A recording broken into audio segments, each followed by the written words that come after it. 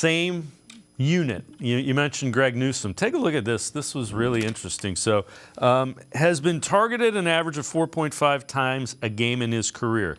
He's never given up a 100-yard game, being Greg Newsome, and he's only given up 40 yards of yards after the catch twice. Both were in his rookie year. He's another guy that, they moved him inside to the slot, asked him to do some different things, and all you heard was he wasn't, he didn't have the kind of year he did as a rookie. Well, he still had a pretty good year.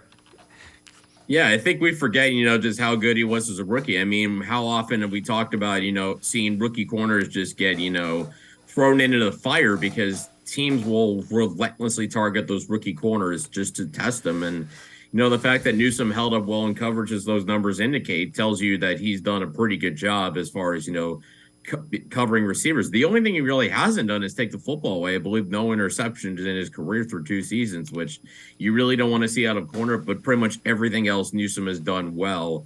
And that bodes well for the future of the secondary. I mean, he's going into his 3rd season.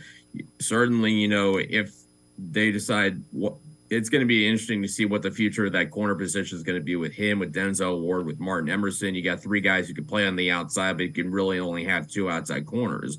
One of them has to play in the slot, so I'm interested in what's going to happen if Newsome's going to do it again this year, or if they're going to move Ward or Emerson inside, or if it's going to kind of they're going to kind of interchange and rotate. Someone's going to go inside in certain plays, someone's going to go outside of other plays and whatever. It's going to be fascinating to kind of see what that deployment looks like with Jim Schwartz in charge.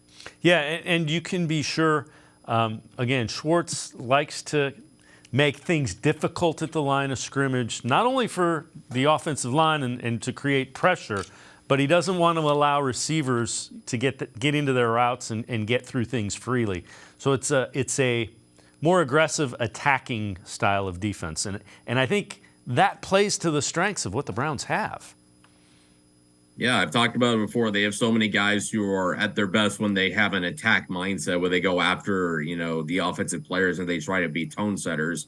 And I felt like, with Joe Woods' defense, there were too many times where it was like they were waiting for things to come to them and then just make the tackle or try and make a play instead of being assertive and really trying to, control things. And that's where I thought, it was kind of a mismatch of scheme and personnel, where I think, like you said, Jim Schwartz kind of a more attack-minded mindset, especially, when it comes to turning that defensive line loose. It should be a good fit for what the Browns have on this defense and what Andrew Berry has built on that side of the football.